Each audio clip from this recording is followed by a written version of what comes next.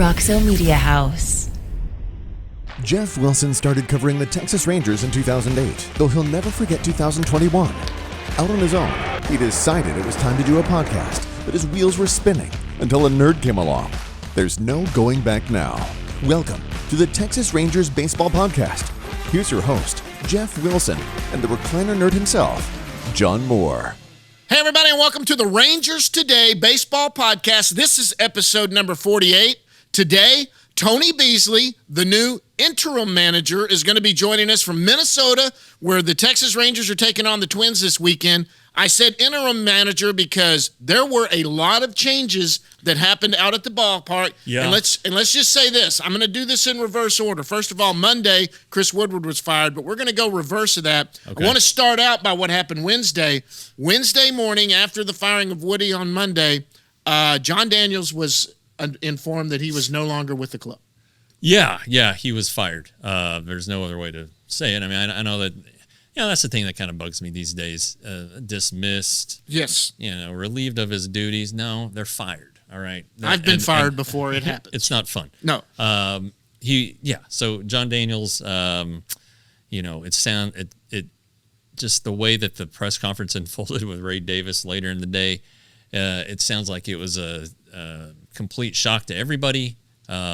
It seems like it was done without much forethought, despite Ray Davis saying that he'd been thinking about it for a couple months or several weeks or whatever it was, and that he knew Monday, as John Daniels sat there and fired Chris Woodward, that he was going to fire John Daniels. It's like people, if you're a baseball fan, you're outside the organization, you probably don't care how it went down. And some of you are probably happy, and that's fine. And you can make the argument that yes, it was overdue, and it's 6 years of losing. There's plenty of support. Sure. And Ray Davis, he's the majority owner, and it's his toy. He gets to do with what he wants. Yeah, exactly. It's his little play toy. So, but anyway, within the organization, the way it was handled has not gone over well.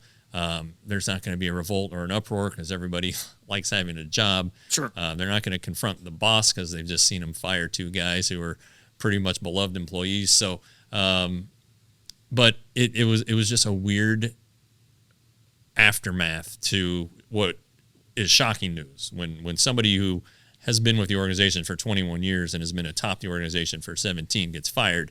Yeah. It's a big deal. It really is, and it affects a lot of people. It rattles the whole building. Sure, what it does. It does.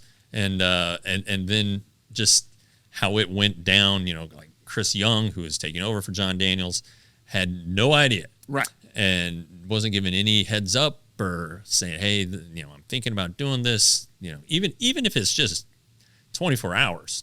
Right. Don't tell a soul. Not having that kind of delayed everything. Right. Like Chris had to go into damage control because all the front office guys were hired by John Daniels, or right.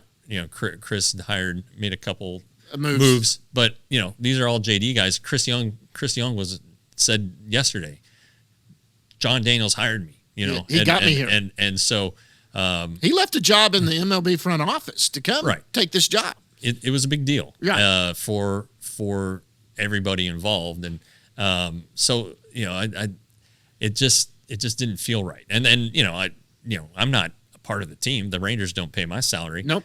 But when you're around them, you can sense these things, and then some people will tell you some things. Well, and it was not handled well. That's the consensus. But he is gone. Chris Young is in charge. We talked to him yesterday for, I don't know, almost 30 minutes. Where was he at? Was he in the press room? It was in the press room, but it wasn't like on the dais. It was just, like where Woody sits or sat, and where Beasley sits for the pregame stuff. Dais is a new word I've learned this week, guys. So it was informal. There weren't any cameras rolling.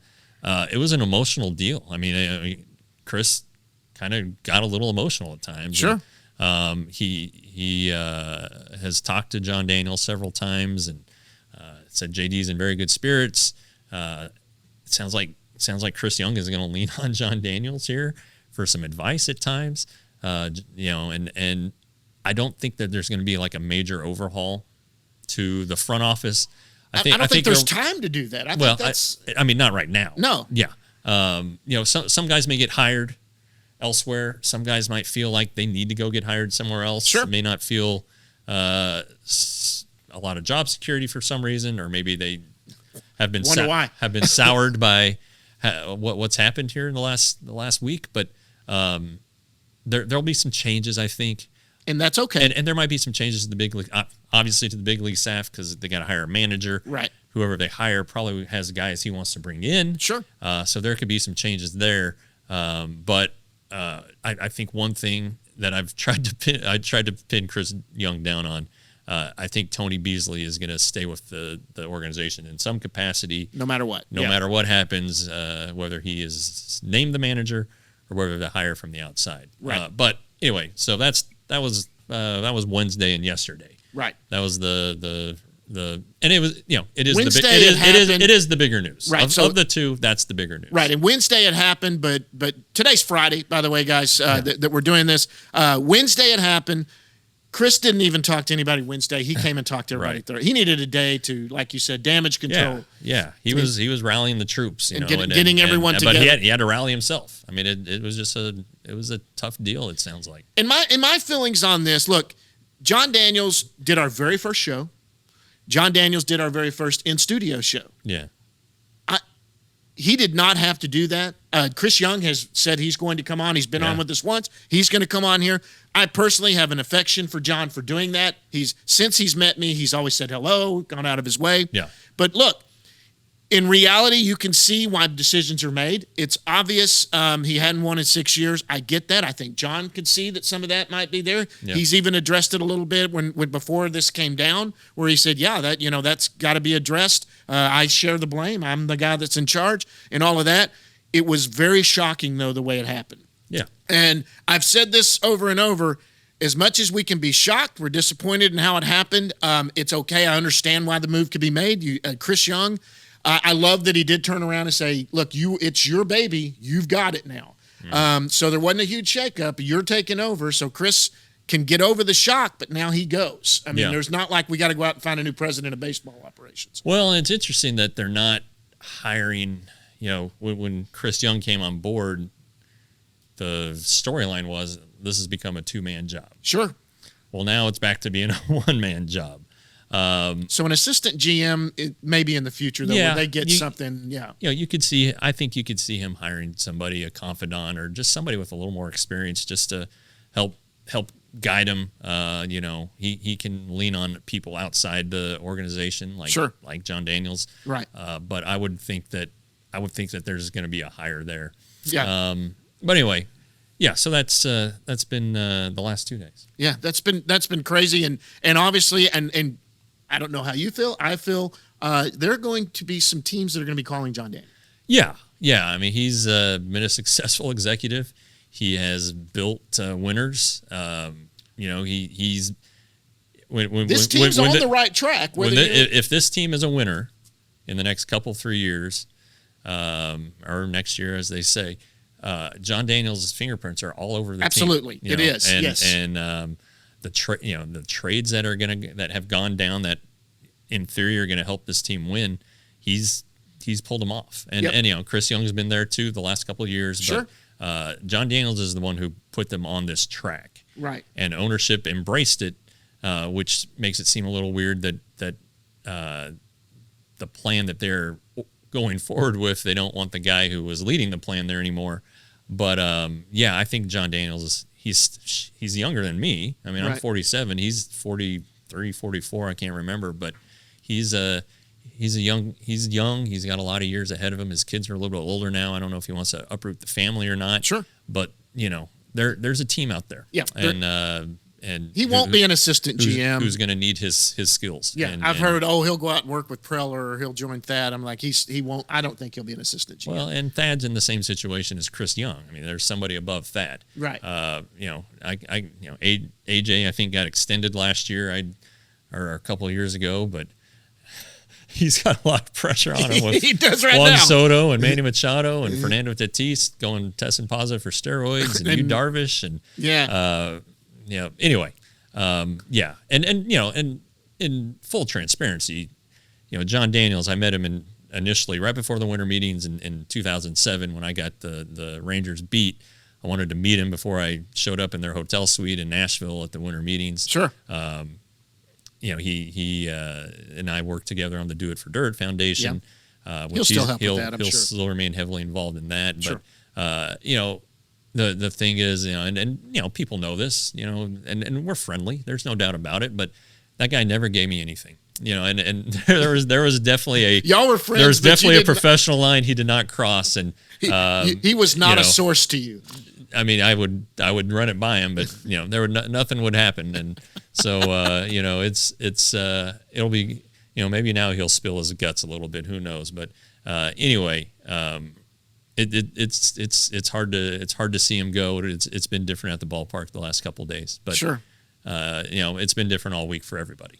For me especially. I mean, I thought for sure you were going to get me out. We're going to have that little private meeting, and you were going to get rid of me. I mean, everyone was getting canned this week. I didn't know what was. Okay, so we got to go back into Woody, and the reason I saved Woody for second is because after we talk about the Woody firing, why he was fired, we're going to go down some names of possible replacements that are being mentioned. Your thoughts on them? You've probably interacted with some of them, but let's go first to Monday. That was a little bit shocking. Also, I think we had finally, you and I have, look, we've said all along, you and I have defended all along in the fact that we don't know whether Chris Woodward was a great manager. Right. Because Chris Woodward has not had a playoff caliber team. Yeah. I mean, the rosters he's been handed are crap. Exactly. This roster is better, but last year's team, good Lord. And so he never really had to make moves. And, this year he started making moves. He used the heck out of his bench. Right. The bullpen is not good. It's the hardest part of a manager's job is managing the bullpen, and this bullpen is filled with young guys. They had a good hit on Matt Moore, right? But otherwise, it's been a tough go with those arms. I mean, it got to the point where they were using Brett Martin as closer. Yeah. And, we love Brett. Brett's a good guy, but he's not a closer. No, and he's so, not. Anyway, it's been a rough year with the bullpen. Anyway, what ultimately got Chris Woodward is that they thought that some of the fundamentals had gotten away from the team.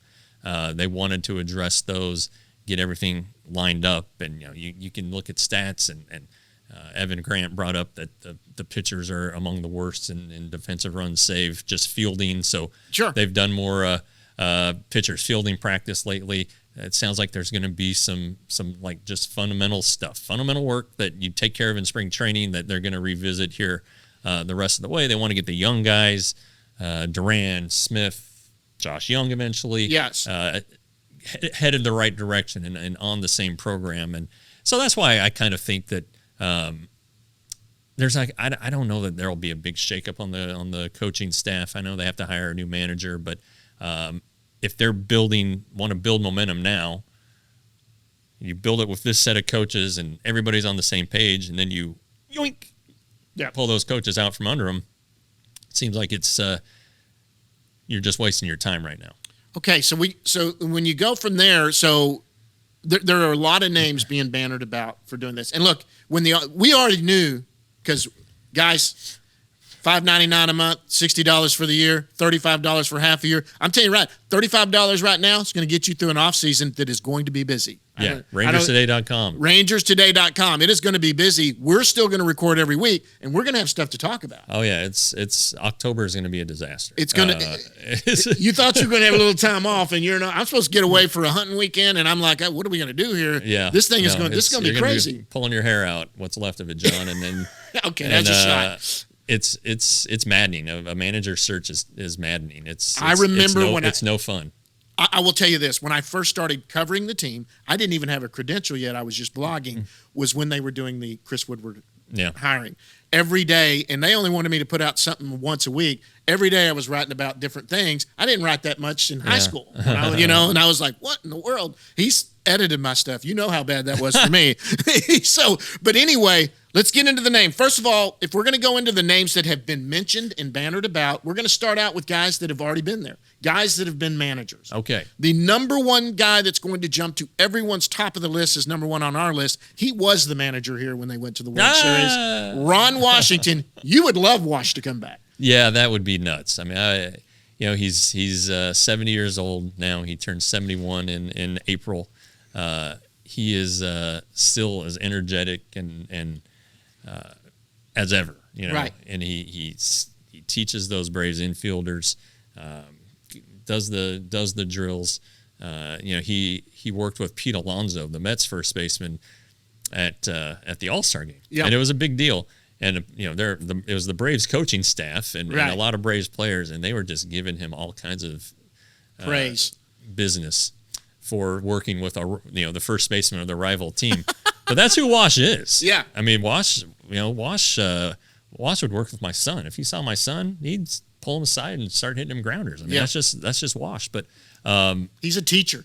He is a teacher. Yeah. And so he has energy. He will make sure that the defense is right. He does what the game asks. Right. If the game asks for a bunt, Ron Washington's going to have you bunt. All right.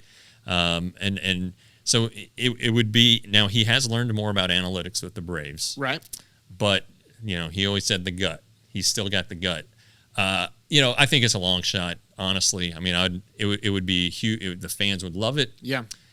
It would get I really think it would get some butts in the seats, frankly, even though all he does is stand there. I think that people would come to watch a Ron Washington-led team.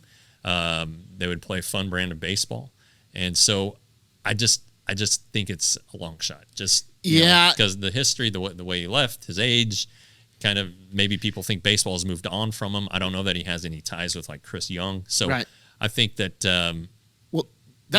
that would be a little bit of a disappointment. Yeah. Or a surprise. I would love it, but I don't think it's going to happen. I would love to cover him. I never did. Yeah. And everybody loves how Wash would talk to the media and do that.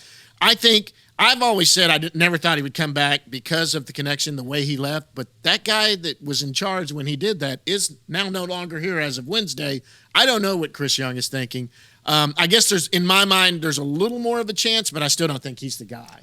But I would love to see it because y'all would love to see it. And if y'all love to see it, I want to see what y'all love to see because I've enjoyed following y'all's lead. After that, another name bannered about is Joe Maddon. Joe Maddon still wants to manage. He was let go by the Angels. He was he did well with the Cubs, won a World Series, did well with Tampa Bay and those teams that he got to the World Series. What do you think of Joe Maddon? I don't want Joe Maddon to be the manager. I think this would be his fourth team. Right. I don't know. Obviously he came from Tampa Bay where they are married to analytics, and he had to do a lot of things with a smaller budget, and they had a great farm system. Right. So he could help nurture along young talent. But look, he was just with the Angels.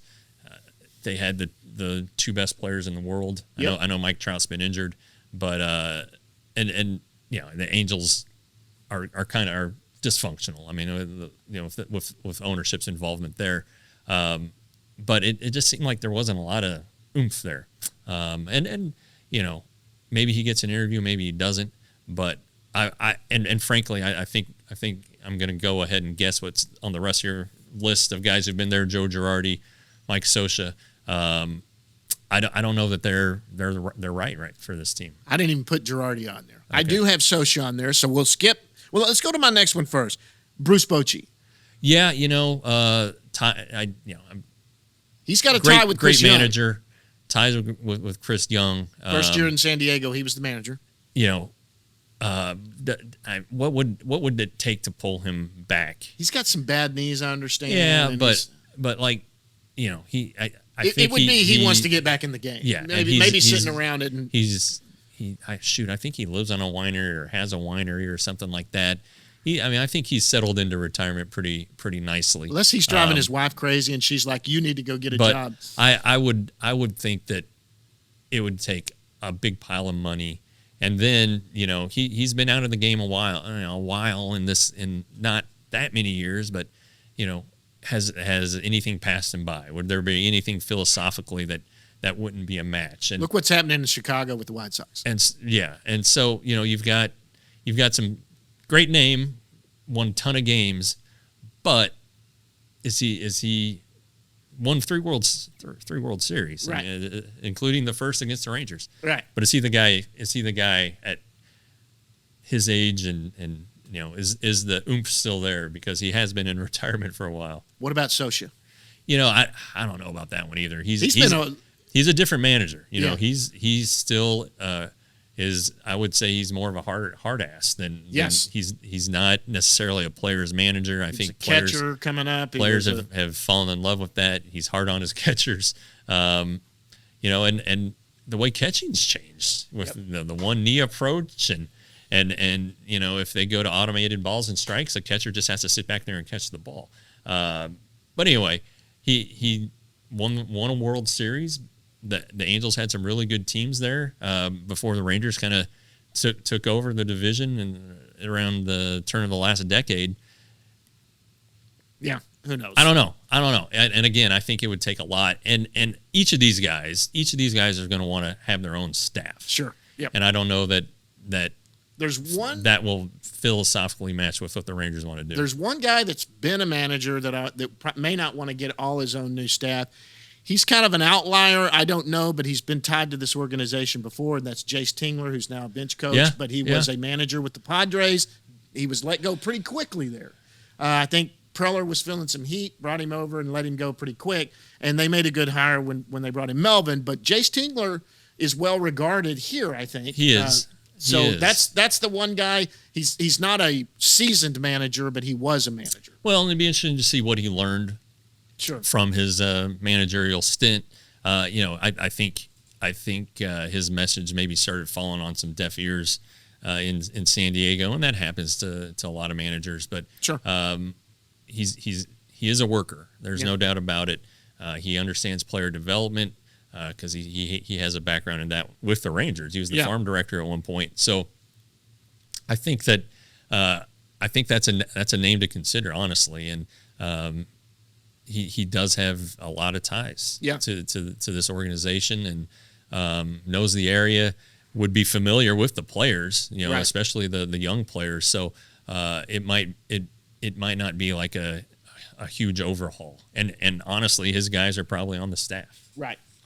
Okay, so now let's go to the guys that have never been a manager before. There are some names that one name that was actually out there last time that the Rangers were looking for he's still with Houston. He's the bench coach, Joe Espada.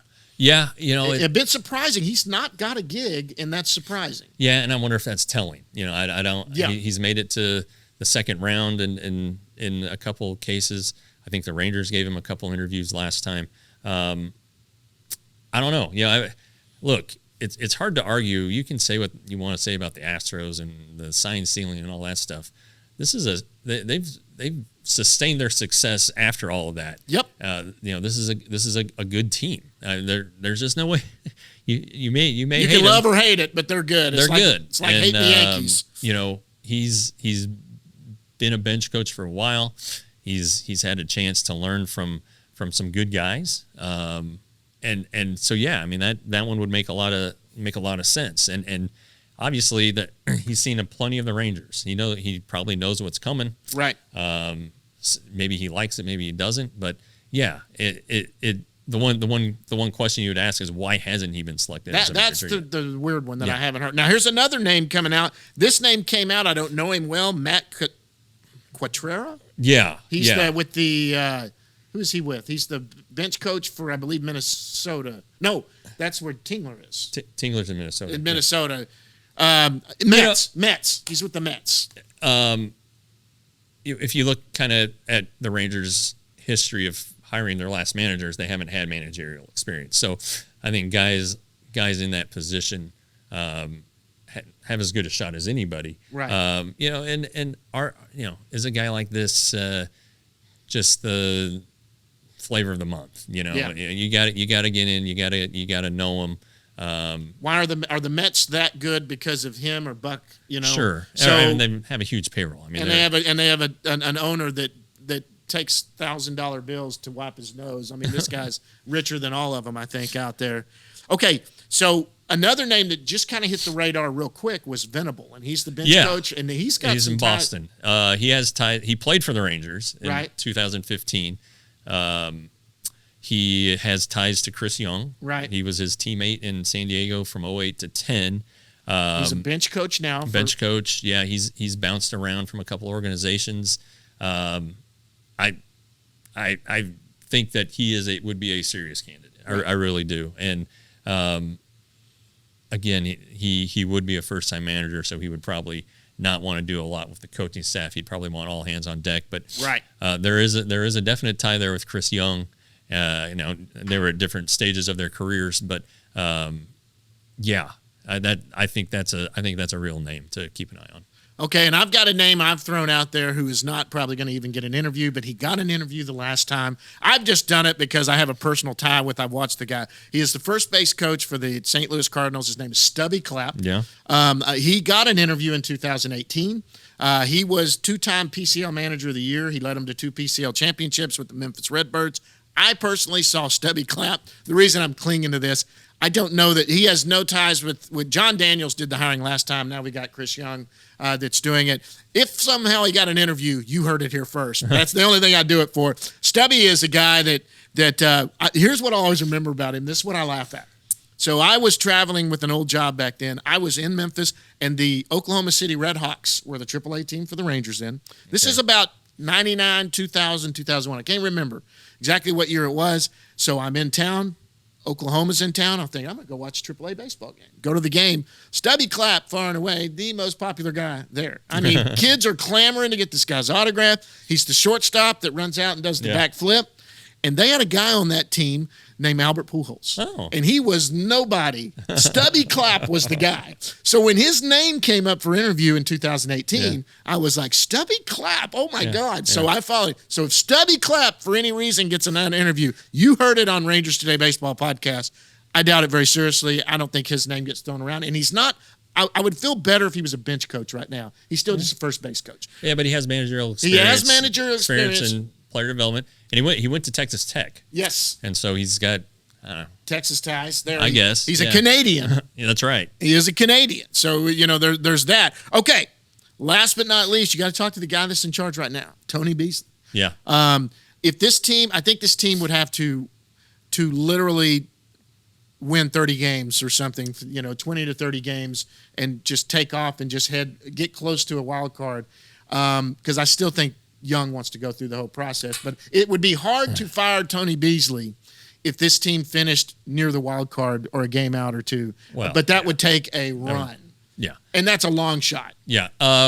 Look, when Ron Washington stepped aside in 2014, Tim Bogar, who was the bench coach, became the interim manager. And I think the Rangers went 14-9 or 14-10. It was a really good finish. And so everybody thought, well, this is very clear. It's very clear that Tim Bogar needs to be the guy, and they went and hired Jeff Bannister. Right. And they won 2 division titles right away. So sure. It's hard to argue that right away. It didn't sustain. So I don't know how much the wins and losses will matter. They've already actually said that wins and losses don't matter. They want to see things moving the right direction. Sure. And so this kind of goes back to my earlier point.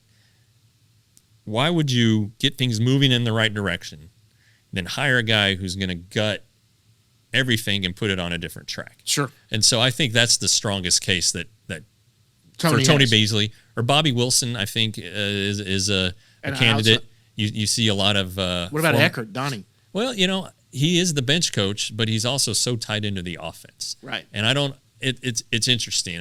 He's a young guy, no managerial experience. I wonder, if that's. I wonder if he's ready. I wonder if they think the offense is ready. The offense has done very well. With they're like 5th in the American League in runs. Right. It doesn't show up every night, but if you're the bench coach, I think you have to at least he think gets you're an a interview. candidate. Yeah. But Bobby Wilson. If you look at all the former young big league catchers, or young managers who are former big league catchers, he's got that going for him. Sure. But I don't know. I just think that this. I think that this situation, just based on what we've heard in the last 72, 96 hours, is that this seems like it would be a prime opportunity to keep somebody on the current staff. Yeah. But I could be wrong. And you know, I have found one thing that I get a little stubborn on my opinions, and I need to be more open to the possibility that things happen. But I do think, you know, I had one player say that this team needs a manager who's had big league experience. I don't know that. Not going to mention that player, but no, I don't know that they'll voice if that opinion is shared, and we'll get to Chris Young. But I also think that these guys love Tony Beasley. Yep. And so we'll see what happens.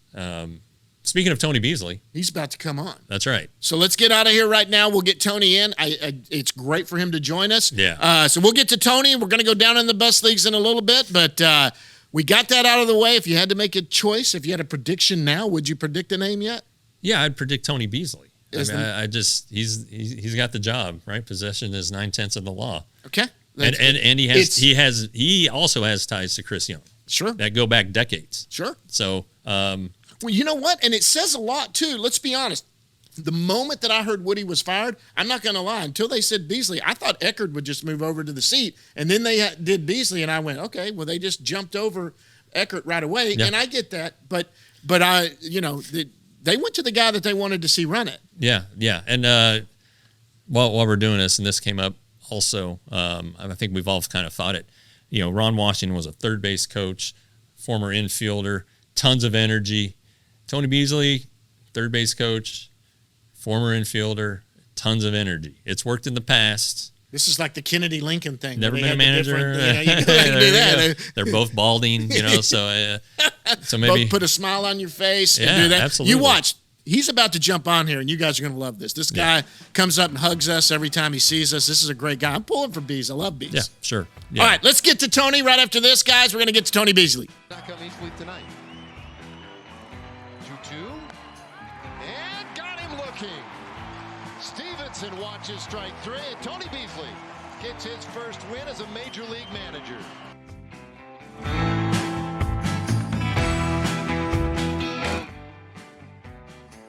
All right, and joining us right now from Minnesota, where the Rangers are about to take on the Minnesota Twins for the weekend, it's Texas Rangers interim manager Tony Beasley. Tony, thanks so much for stopping down and talking to us. How are you, bud? I'm doing great this morning. Thanks for having me on. Does your new title sound weird still? Yeah, it kind of. I've got to get used to, you know, people calling me that. You know, I've been a third base coach for 12 years at this level. And, I'm just used to being referred to as that. So, but to hear interim manager or a manager period, you know, I got to get used to that. Yeah. All right. So yesterday we talked to you for a while. You said you felt normal, felt like a good day, and then it was a good day on the field. So how do you think things are now going forward? Is it business as usual? Yeah, that's how I felt yesterday. I mean, the first 3 days was a whirlwind of events and just a lot, you know, and I think for all parties involved, you know, everyone was kind of dazed and somewhat confused and you know, just trying to sort things out and kind of get through those days. And so yesterday, it was the first day that I really felt like myself again. Like I said yesterday, I could smile again and feel like my smile was real and authentic. And that's what my players need. They need me to be me. And, you know, that's what they've loved about me, and that's what they've embraced about me. And so, you know, I've got to continue to be true to who I am. And yesterday, I felt like that's who I was. I was able to I felt like I could contribute to the energy and to the purpose of the day. And so it was a good day yesterday. We started by celebrating Martin Perez's 10 years, and we did that as a team. And so we started on a high, and we finished on a high. Yeah. Yeah, I mean, 10 years is a huge deal for those who don't understand it. And you guys have had a couple guys hit it this year, but yeah, and you know, you and Martin, you've known him the longest, and anybody on the coaching staff, maybe Doug Mathis, but it seems like you guys have a pretty good bond. Yeah, we do. You know, Martin was here when I came in 15, and so, you know, that team and that camaraderie that was in that whole clubhouse was special. And the events that happened in my life as well that kind of bonded us even closer, and dealing with the cancer treatments and all of that. So it's just a whole different type of relationship. And so we are bonded. We're family, and it goes beyond even the game. So it's awesome to be able to be his leader and just motivate him and watch him continue to play and have a great season. And but yeah, we do have a good relationship. So it's fun to be a part of what he's doing this year. One thing that I did notice, I don't know, maybe it was Tuesday. You're still throwing BP. Now look, Ron Washington was my first manager, and he threw BP every day. And Woody got out there and was hitting grounders and wasn't just walking around. I think it's important that players see their manager work. Do you share that? Yeah, I mean, and personally, that's how I'm wired. I mean, I have a hard time just watching. Yeah. And to be 100% honest with you, even the transition of leaving third base and just kind of being in the dugout. As a manager during the game, you kind of watching, and you may talking to guys as they come through the bat, and in between innings, trying to mingle, before the inning starts. But when I'm out at third base, I'm really, really, really engaged in what's happening, and I've got to make a lot of decisions based on probably the outcome of the game. So it's different because I'm used to being just really, really, really active and moving around. So BP was one thing that I'm not giving it up. The first day I couldn't get out there, and I did catch a lot of flack about it too. They were like, "Oh, you changed Coke at home." So it was all good. And then I told him, I said, "Well, okay, the next day I'm going to be out there. I'm not going to stop throwing BP." And so I still do that. I'm still going to be out there with JJ helping with the outfielders, and obviously if we have a team, fundamental or something going on, I want to be involved. So I agree. I think it's important. If we want things to happen, then we've got to be present and make sure that it's important to us. Because if it's important to me, then it'll be important to the players. So, how's your arm feel? Because look, you spent a lot of time in the minor leagues where there aren't as many coaches, and you don't have 12 coaches in the dugout like you do now. It seems like, but you've had to throw a lot of BP in your lifetime.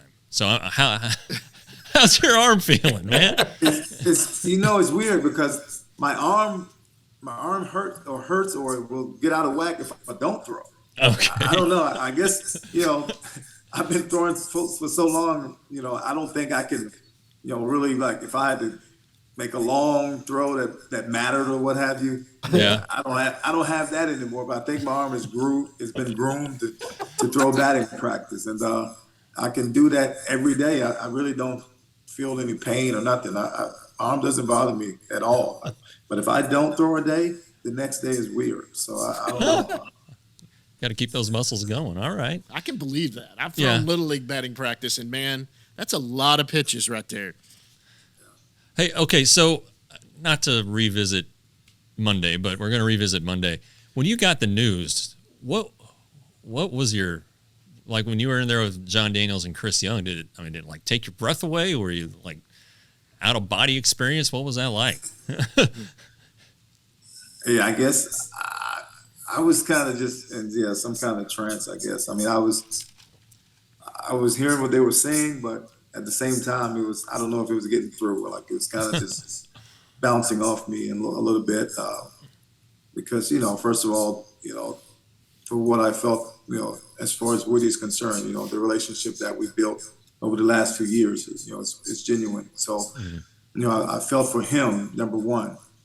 And then it's hard to be, I'm sad, and then they tell me to take over. So it's like I'm going to start doing backflips. It's right. just not that kind of a moment. And then, addressing all the issues that we felt like, we wanted to address as far as the team is concerned, and things we wanted to see possibly adjusted for the remainder of the season. So it was all a lot. And I'm up for it. it's a challenge, but it's fun as well to have the opportunity to take on the ball club and try to get us to finish playing on a good note and having fun. So all of that, it just didn't resonate, immediately, but it just sent me into a state of brainstorming and trying to figure out what would be the next thing to do, what would be the best thing to do, what should I do first, and all of that. So because ultimately my mind just went to, okay, get it done. I mean, I kind of always get to that. Uh-oh. Hold up. Wait in my mind, okay, let's beat it. That's it. And so it was kind of the same kind of scenario, just somewhat. There he is. All right. Yeah, we had a little hiccup there, but you're good. We got the gist of that. I think the hiccups are on our side, probably. You went, obviously, I'm sure you had that meeting. You probably talked to the coaches. You guys talked to the players. Then you got to talk to the media. When you revealed that you hadn't even talked to your wife yet. So did you? When did you finally get to talk to her, and what was that like? I think I talked to my wife. It was after, I want to say it was maybe after batting practice. After I went out, because I went outside, we came back in, had a hitters meeting, and I think it was right after that I was able to call her real quick. I had some other stuff to do, and she already knew, so she was excited. Yeah. And I was just whatever, I don't know what adjective you could use to explain me. Like I said, I wasn't jumping for joy. Sure. I was just kind of numb. So she probably didn't hear the excitement in my voice. But she was really excited and proud for the opportunity, and my son was as well. So it was good to get to just hear their voices, and just I knew they support me, so I wasn't worried about that. But I just wanted to let them know that I was still there and still available. Okay, good. That's a big one. I was thinking about that. I think my wife would have probably sent me 1,000 text messages. Where? Call me. Yeah, where are you? What's going on? I had roughly 700 text messages from former players, just people I've known over the years. I didn't realize I knew this many people, but everyone was very supportive, and so I appreciate it. That was kind of overwhelming, the amount of support that I received, and so it took me 2 days, but I tried to respond to everyone. I think I have. Wow. That's a lot. That's a lot of work in itself. Oh my Jeez, gosh. 700. Well, that part was fine, but it's just that some individuals, for them it's just it was a one-on-one text, but I was looking at a whole list of just responding, and then some people were starting to try to conversate, and I was like, yeah, you can't stop down 700 times and later, carry on a conversation. All right, so one of the former players you've come across is now the head of the baseball operations, Chris Young. And we also talked about this yesterday, so hopefully the answer is fresh in your mind. How do you think Chris is going to do in this job? Chris will do fine. He's driven, he's motivated, he has a vision. He's very intelligent. There's nothing that, he can't wrap his mind around and come up with a solution. But he's, at the same time, he leans on, people that he trusts for advice and guidance. He's going to be just fine. I'm going to do everything I can to help him and support him. And, together we've got to work arm in arm and try to get things right. But I feel like, we've already made some strides.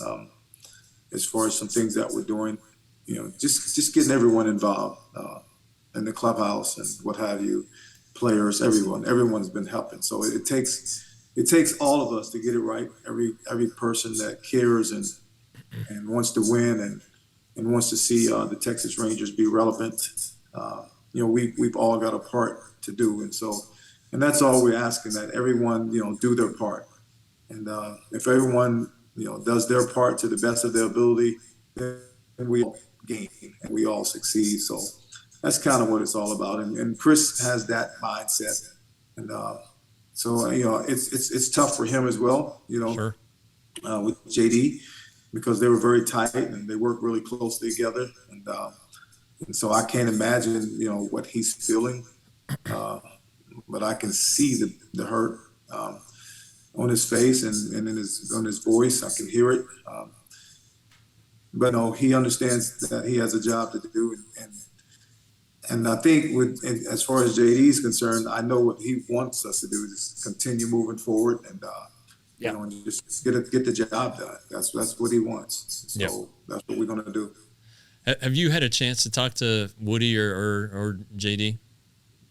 Yes, Woody and I have texted back and forth. We haven't spoken on the phone yet, but we've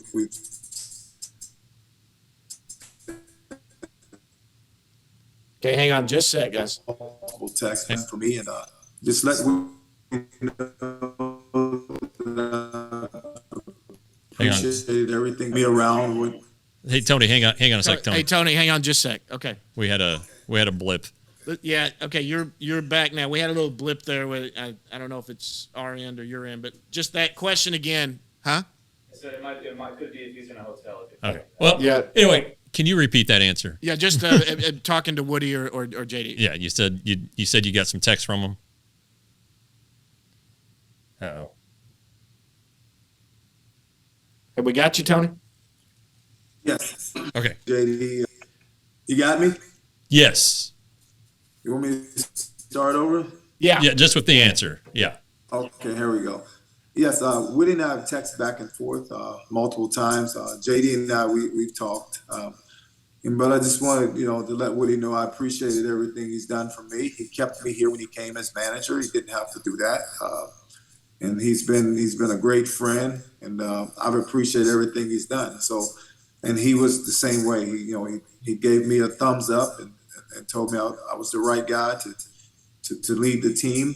And if I needed anything from him, to just reach out. And so, he's been outstanding with me. And JD, we talked, and just, we just had a conversation about, what he's meant to me, and I appreciate him. And I'm sorry for how, things turned out with him. And but we just had a good conversation amongst the two of us. And we're friends first, Sure. and then we were co-workers. So I appreciate everything he's done, but both of those guys are going to remain in my life. Yeah. Well, good. Then hopefully John and I can say the same thing about it. I've gotten text messages from him, and but yeah, I mean, I've known JD for 15 years, and we worked together on Do It for Durrett, which you helped out with a couple times. We appreciate, but yeah, I mean, it takes your breath away each time it happens, and so Sure.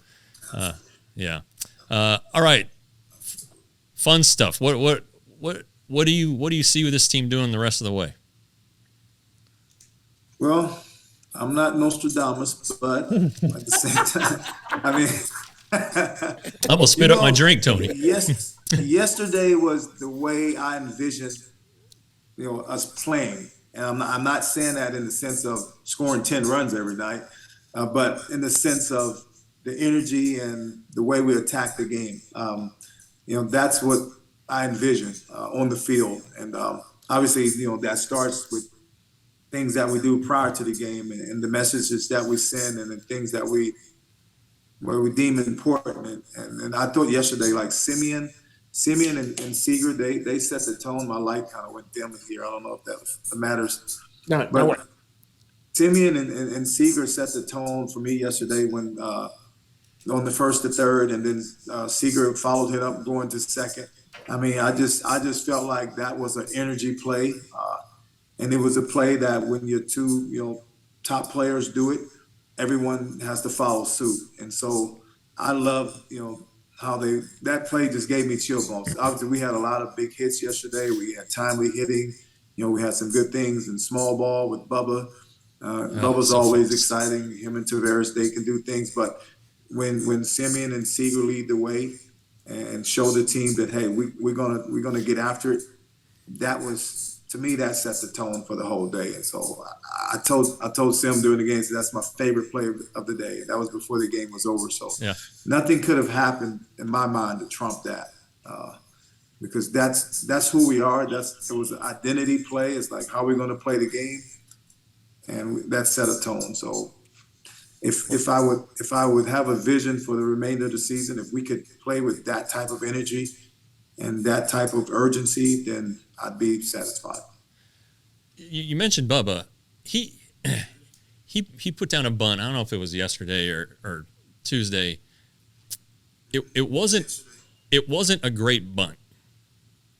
It was kind of, the pitcher had a pretty easy track to it. And Bubba beat it. Yeah. It's like he can get on base with a bad bunt. I mean, I know you don't want him to bunt every time, but dang it, he can do a lot of things. But that's on the defense's mind every time he comes up. Yeah.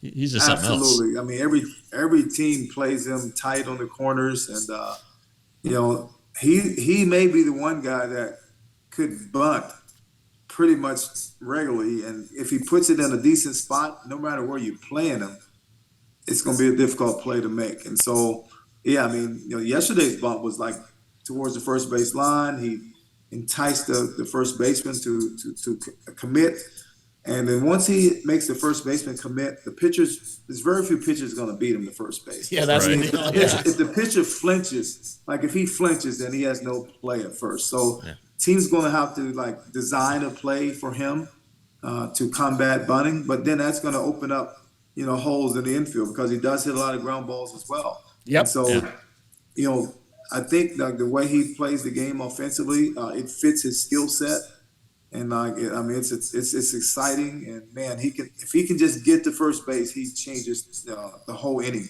Absolutely. And because he affects the game with his speed. So it's exciting, man. The thing I liked yesterday, his first at bat, he gets called out for interference on the throw for being not in the runner's lane. So then the second at bat, it was like he immediately went to the dirt. I thought hey man, he learned his lesson. There you go. I thought, hey, that's a heady play. Yeah,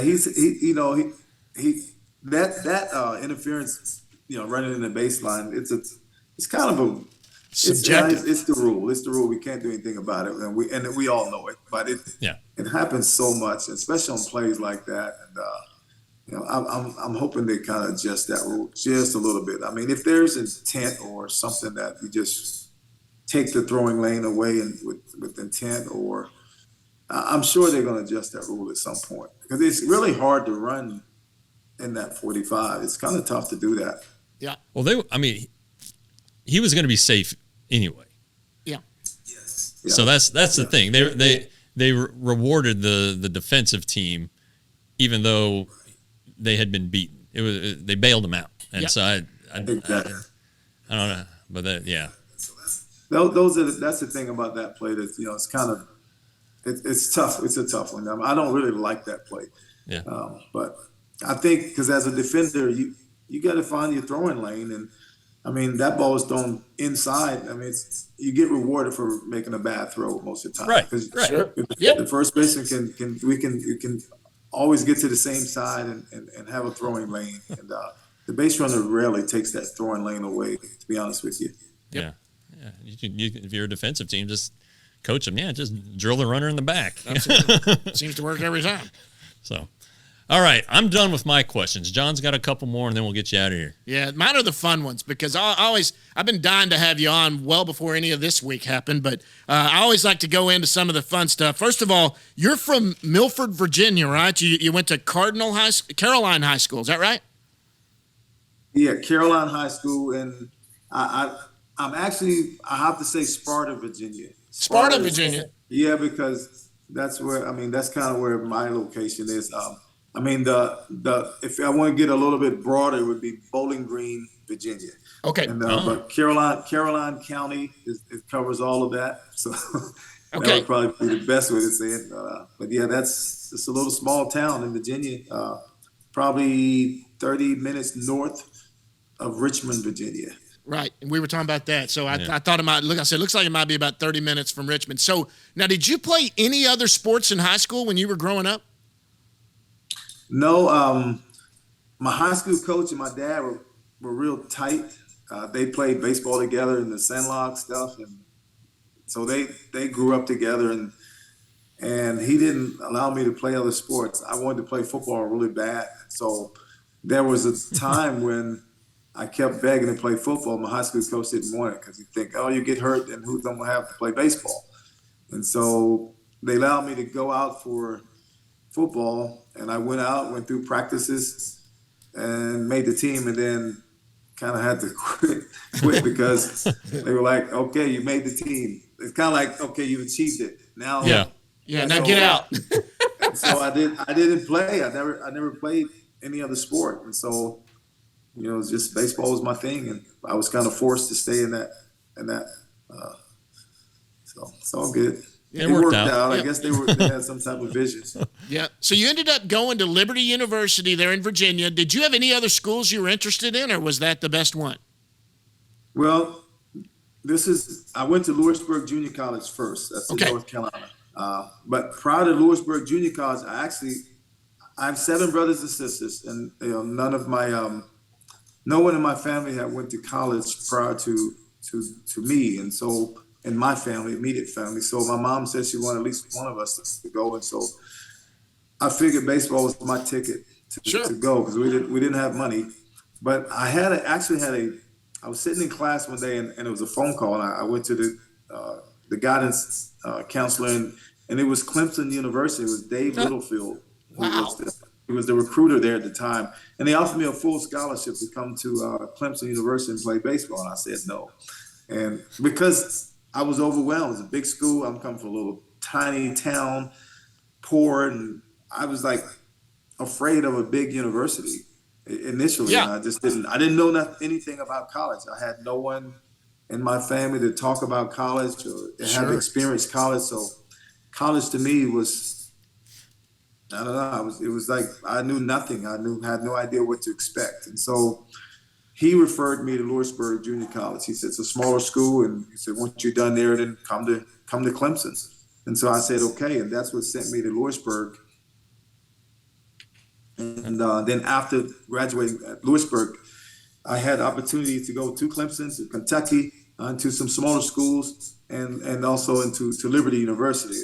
They were all offering me full scholarships as well. I was a pitcher then, and I wanted to play the infield. And everyone was recruiting me to pitch.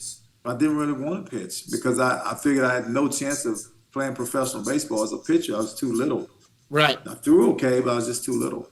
And so Bobby Richardson was the head coach at Liberty University. Bobby Richardson from the Yankees. Sure. Yeah, he was the head coach. And I went and I sat with him and we talked. And I was very impressed with him. Obviously, he's an unbelievable man. And the school was unbelievable. The facilities were great. So I asked him if he would allow me the opportunity to play the infield. I said, you were a second baseman, like you understand, you're major league great, so you know what an infielder should look like. I said, if you would give me an opportunity in the fall to play the infield, and I said, if I'm not good enough in your eyes, then I'll pitch as much as you want me to pitch. No questions asked. I said, if you'll do that, then I'll be pretty willing to commit here to Liberty. And he gave me his word. And I visited one other school, Mount Olive College, that was in North Carolina, but it was kind of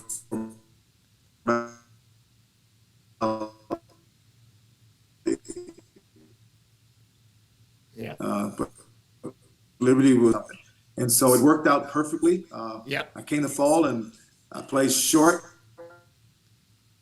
and some second, but mostly shortstop. And he was like, "Yeah, you're my shortstop." And so I started playing shortstop at Liberty. All right.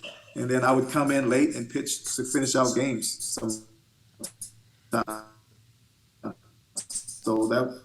worked out. Yes. That's a pretty small world, Dave Littlefield. Yeah, that's cool. It is. And then I ended up, he was with the Pirates when I was there. So he ended up being my boss, later when I was coaching in the Pirate organization. Baseball is such a small world. Well, then Scott's a Ranger scout. Scott is with us. Yeah. Yeah. as a scout. We already know you've beat cancer. We already know you can sing like nobody else. But I asked this question to all of them: is what is something that nobody knows about Tony Beasley? Some answers we've had, which have been fun, like Jack Leiter hates peanut butter. There's some of the Brock Burke, the sleepwalker. The sleepwalker, Brock Burke. Yeah, that was my biggest claim to fame. I found that out. What is something that nobody knows about Tony Beasley besides you beat cancer and that you can sing like nobody else? He's a lumberjack. What? In the off season, yeah, I can put a chainsaw in my hand and cut a tree down and drive heavy equipment like no other.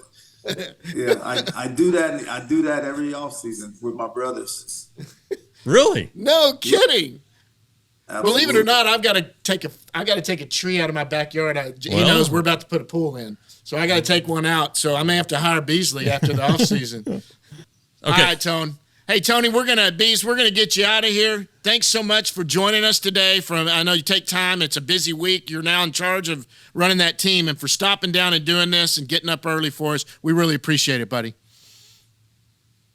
Thank you, John. Thank you, Jeff. You guys have a great day. All right, you too. That's interim manager Tony Beasley from Minnesota. Rangers are taking on Twins this weekend. When we come back, we're going to go down in the bus leagues. Thanks, Tony.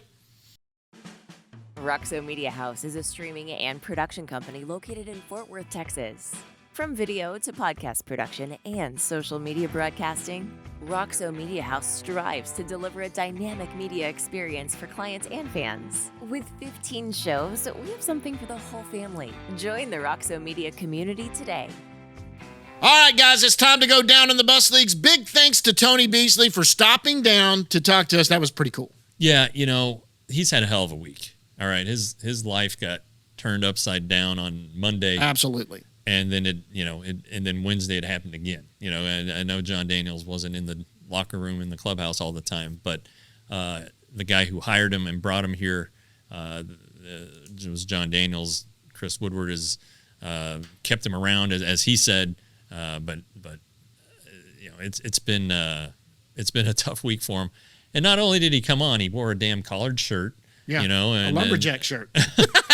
but look, one thing that I pressed Chris Young on this, and I talked to Tony about it too. Tony wants to be here regardless of what happens, whether he's the manager or not. He wants to be here, and Chris Young said, "Yeah, if Tony, basically, if Tony wants to be here, I can't imagine doing this without Tony Beasley in the organization." So, anyway.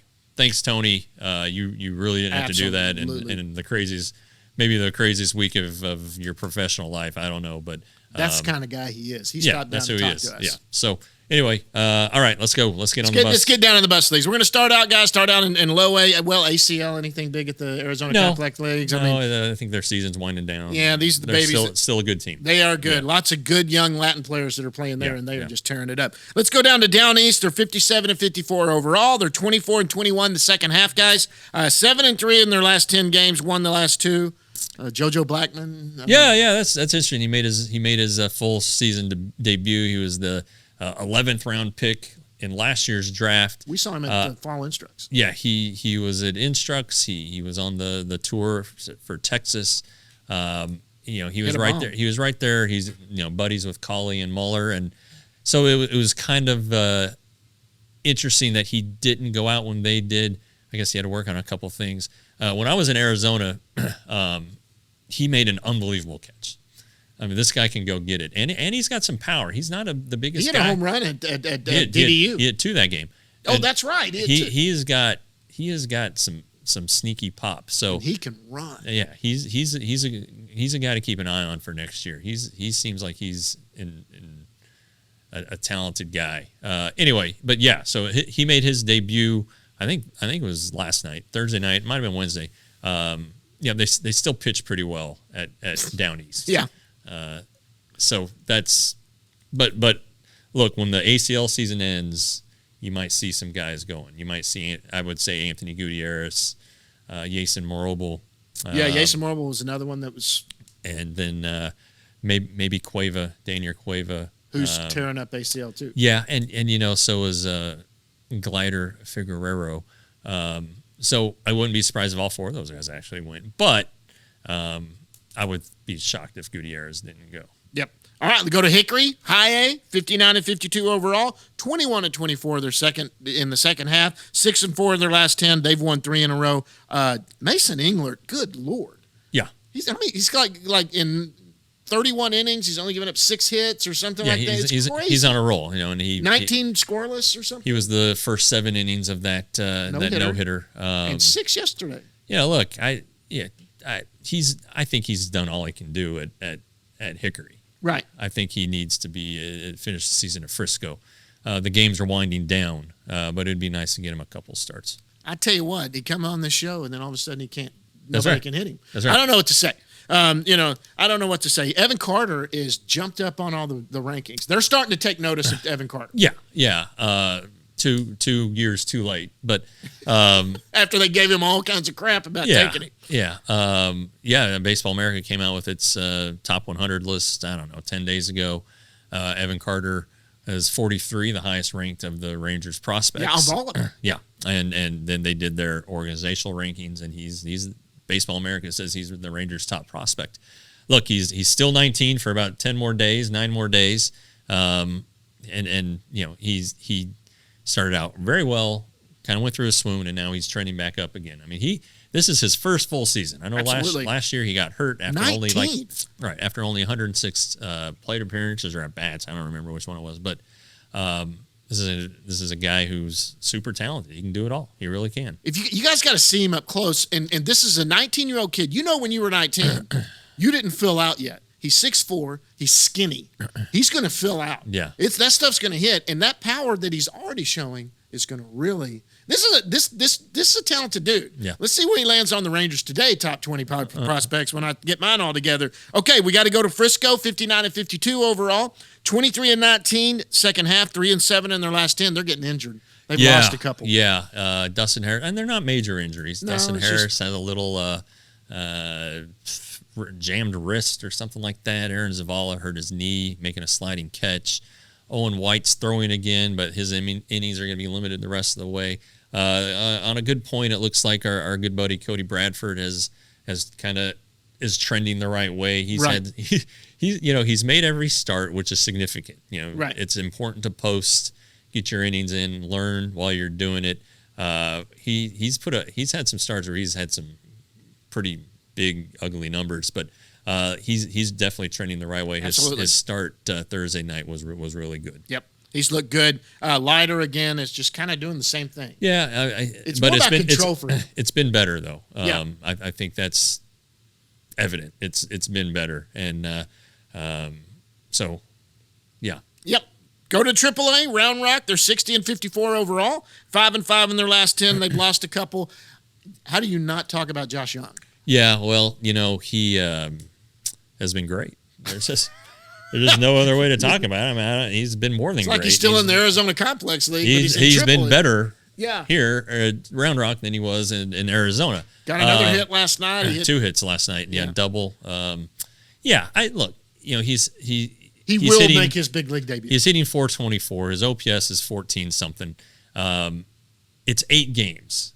And I know everybody's like, oh, well, he's ready. You got to call him up.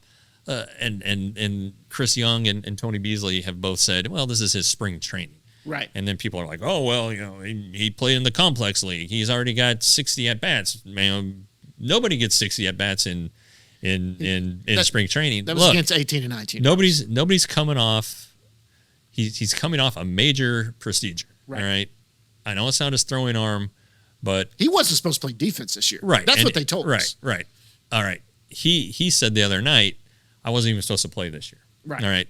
So the Chris Young explained that the Rangers have him on an injury progression. He's got certain things he's got to check off because when he gets here, he's going to play every day. Absolutely is. There's not going to be any rest. All right. Right. And in AAA, they don't play 7 days in a row. Right. They don't they're play off every 12 Monday. days in a row. They're off 1 day a week, guaranteed. Right. So they want to see him do some things. Now, there is out there the conspiracy theory, and it may not be a conspiracy, that they're waiting until the point where he won't lose his rookie status going into next year, because the CBA, if a team does not manipulate a player's service time and starts him on opening day and he wins the rookie of the year, finishes in the top 3, I can't remember, they get a draft pick. And it also helps the player out financially. Right. So there's a conspiracy, because that's all Twitter is, that's what is happening. And you know what? I mean, I can see it. I can definitely see it. Now, Chris Young said we haven't even thought about that. I will take him. I'm going to take him at his word. All right. But it's going to happen. It's going to happen, but you just, be patient. Absolutely. And I think for the days to match, it's like next Wednesday or something like that it would be going into next year. It wouldn't do that. But, if he goes 2 for 4 for the next 4 nights and with Monday off or whatever, and goes through the weekend and he's doing exactly what he's doing going into next Wednesday or Thursday, you can start really crying for it then. He does need to. I have no problem with him still at AAA through the weekend going into next week. Well, and if you look at the schedule, the Rangers schedule, they're home. They're on the road now. They come back home next week, Wednesday night. So they'll be home Thursday, which I think is the 26th, maybe 5th? No, 26th would be a week from today. Okay. So it'd be the 24th. And then they go back out on the road. They're only home for like 5 days, because then they play September 1st when rosters can expand in Boston. Now, do you want Josh Young to make his major league debut on the road or at home, or do you want to make it at home? So do you want to have him for the next homestand, or do you want to wait until after that next road trip, which is they're in Boston from the 1st to the 4th. Then they go to Houston for 3. And then they come home. So I'm going to predict that it's either the next homestand or it's not until after the Houston series on the unless road. an injury happened. Yeah, unless somebody goes down. But and they need him. that's just kind of, if I'm going to be conspiratorial like everybody else is, then those are my two. You heard it right here. Next Thursday, Josh Young will make his. And you know what? I've seen some people say that too. When the Tigers come into town, that's probably a good chance if he's still doing what he's doing. Hey, look, and don't be surprised if he starts sputtering now and he has a few 0 for 3s, 0 for 4s, or whatever. He may stay till the September 1st. And frankly, the Rangers kind of want to see that. Sure, they want to see. They want to see if teams start making adjustments against him. Sure. And how he handles those adjustments. Because if they're adjusting right now, they're not adjusting enough. No, they're not. They just need to start holding up 4 or fingers. Or he is that good. Yeah, I mean, Rangers haven't had a young stud that well, and I'm not saying he's that guy, but they haven't had a guy in a while that's come up here and been the all-star perennial super bad guy. And he's got that potential. He does. He does. Over Duran, over Smith, Josh Young has more upside. He is the guy they want to be the third baseman. He has more upside. He has a higher floor. He's a baseball rat. Yeah, and when we talked to Chris Young yesterday, they are counting on him for next year. That's a bat they're going to add to the when they go into their offseason planning, they are expecting Josh Young to be the third baseman. Bottom line. Well, and I was toying around and I threw out what if this lineup? I was me, I do my dreamer stuff. I totally forgot about Garver. Garver coming back too. Sure. There's a couple of bats that are coming back to this lineup that are good bats. I mean, Garver, you can say what you want. Garver's a good bat in the lineup, especially at a catcher, if that's what he ends up every day doing, and that's what he wants to do. He wants to be a catcher. He can also play first. So this lineup, look, they still need to go get another bat. They need to probably get a free agent left fielder, something to that effect, although they've got a dang good outfield right now. Well, yeah, I mean, defensively. It's crazy good. And look, one of Smith, Duran, Bubba, one of those guys is likely going to be a part of something where they're going to end up in another organization. That's my prediction. No, and Ray Davis, when he was talking about, well, I won't hold my tongue, but he also said that they have money to spend, but they're not going to spend as much as last year. All right. But he wants to get 2 starting pitchers and a big bat. All right. You're going to have to need to spend what you spent last year to get that. Sure. So if you're going to spend free agent wise. Right. The other way to do it is via trade. Right. And so, you get prospects to trade prospects. And so, Look what Atlanta's doing. Yeah, I would expect that some of these guys. I don't think Evan Carter will be one of them, but some of these guys who are on these top 30 lists, they'll be on somebody else's top 30 list next year. I believe so too. Yeah, I believe that's going to happen. Atlanta, what I'm saying, Atlanta's going out and extending all their rookies. I mean, right. they're locking these guys down 1 year. That wasn't that experiment done with Rougned Odor where they kind of did that early on him. But you know what? Hey, to each they can't all be winners. Yeah, they can't all be winners. That's right, guys. I think that's it. We've had a long one today. Yeah, and holy cow. and rightly so. This has been a big week. Tony Beasley came on and joined us. That was amazing. Sorry for the technical guys there a little bit. We had a little bad connection for a little bit. That's always a problem. But we're gonna be back at it next week. Let's tell them how they can get this stuff. All right, RangersToday.com, $5.99 a month. $35 for 6 months. $60 for a year. $60 for a year. Look, I cover the team. I've covered the team for 15 years. So every day too. I still treat it like a beat. So get out there and if you want good, cheap Rangers coverage, it's the best bang for your buck out there. And then we have this show. Right. All right. Hit the YouTube channel. You need to subscribe to our show so you don't miss anything. Share it with friends. This is free. Yeah, this is free. Yeah, YouTube won't cost you anything. And you see this line scrolling across the bottom. That's how to follow me and John on social media. Yeah, it's got the website information. So everything you need is right here in this little screen. And but yeah, yep. Follow both of us. We've also got a Twitter account for this show. Follow that too, because stuff's going to come out on there, guys. These articles are going to come out on there. All of it's going to come out if you follow that. So you're going to get it in your inbox. Rangers Today comes to my inbox every morning. Because I pay for my subscription too. And then it comes to my box every morning with my cup of coffee. But this stuff, we'll have it out on all the Twitter accounts. It comes out too. I mean, every day you're going to have breaking news. Every day is going to be coming. Yeah, I mean, October is going to be nuts. So brace yourselves and get a subscription because you don't want to miss anything. Well, guys, we're going to get out of here. It's been a long one. It's been a good one. We'll be back at it next week. We got a couple of things lined up. Until then, we'll see you at the yard.